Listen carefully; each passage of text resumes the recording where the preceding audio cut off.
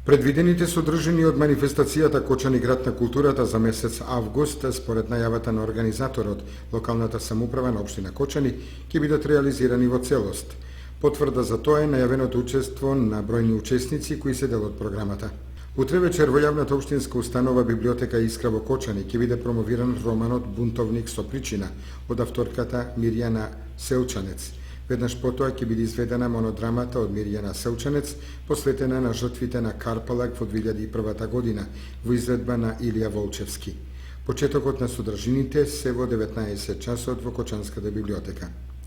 Инаку, библиотеката Искра на 27 август ќе ги прими дел од учесниците на годинешните струшки вечери на поезијата, при што ќе се оствари средба со членовите на литературниот клуб Копнеш. Од останатите содржини за месец август ги најавуваме.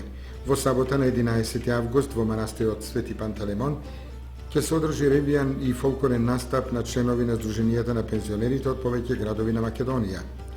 Од 15 до 25 август Центарот за култура Бели Мугри ја најавува ревијата на италијански филм, чии проекции ќе се одржуваат во сабота и среда.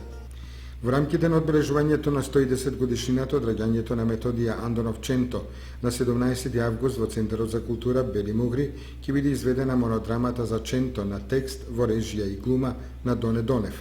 Наредната вечер во Драговскиот центар концерт ќе одржи Нејад Велиов со својот оркестар.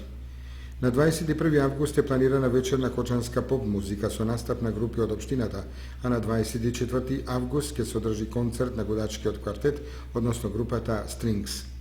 Во конаците на манастирот Свети Пантелеймон на 30 август ќе започне ликовната колонија и која ќе трае до 2 септември.